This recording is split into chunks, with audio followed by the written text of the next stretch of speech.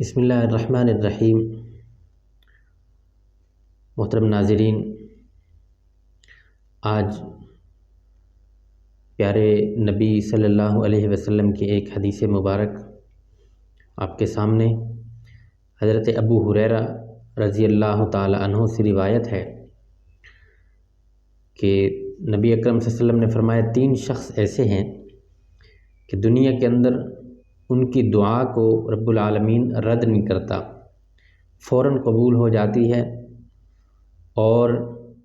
وہ لوگ مستجاب الدعوات کہلاتے ہیں۔ وہ 3 شخص کون سے ہیں؟ سب سے پہلے وہ بادشاہ جو انصاف پسند ہو اور عادل ہو، کہ لوگوں کے لیے سہولت اور امن کو قائم رکھنے کے لیے وہ عدل و انصاف کے نظام کو مضبوط کرے اور حکومت چلائے، اور لوگوں کو ہر قسم کی سہولیات جو ضرورت کی ہیں اور جائز ضروریات ہیں وہ مہیا کرے۔ اللہ رب العالمین اس کے اس عمل سے خوش ہو کر اس کو دنیا کے اندر بطور انعام یہ عطا کرتا ہے کہ اس کو مستجاب الدعوات بنا دیتا ہے۔ ایسا بادشاہ جو بھی دعا کرتا ہے فوراً اللہ رب العالمین قبول کر لیتا ہے۔ دوسرے نمبر پر روزے دار، جو انسان سارا دن اللہ کا حکم مانتے ہوئے بھوکا پیاسا رہتا ہے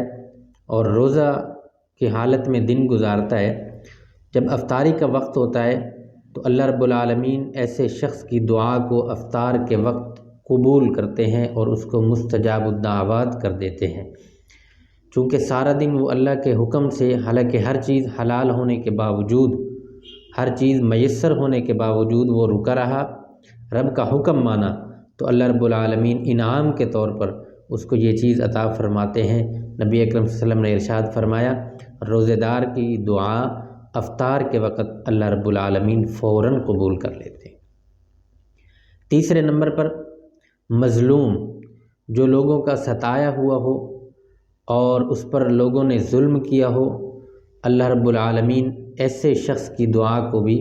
فوراً قبول کر لیتے ہیں۔ مظلوم کی دعا کی قبولیت، اس کی حکمت یہ ہے کہ مظلوم چونکہ اندر سے ٹوٹ چکا ہوتا ہے اور صمیم قلب سے اور نرم دل سے اللہ رب العالمین کے حضور دعا مانگتا ہے، اس لیے اللہ رب العالمین اس کی دعا کو فوراً قبول کر لیتے ہیں۔ فقہا لکھتے ہیں کہ ایسا بندہ اگرچہ فاسق و فاجر ہی کیوں نہ ہو، گناہ گار ہی کیوں نہ ہو، اللہ رب العالمین پھر بھی اس کی دعا کو قبول فرما لیتے ہیں۔ نبی اکرم صلی اللہ علیہ وسلم نے یہ ارشاد فرمایا کہ ان 3 آدمیوں کو دعا کو کبھی رد نہیں کیا جا سکتا۔ اب دیکھا جائے تو روزے کے اندر عورتیں بھی شامل ہیں، مرد بھی شامل ہیں، اور مظلومیت کے اندر بھی یہی معاملہ ہے، تو عورتیں بھی مستجاب الدعوات ہو سکتی ہیں، مرد بھی ہو سکتے ہیں۔ دعا یہ ہے بدرگاہ رب العالمین اللہ ہم سب کو اور روزے کے اندر اخلاص عطا فرمائے، اور خدا نخواستہ کوئی ایسا معاملہ بن جاتا ہے تو اللہ رب العالمین ہمیں نبی علیہ الصلاۃ والسلام کے احکامات پر عمل کرنے کی توفیق نصیب فرمائے۔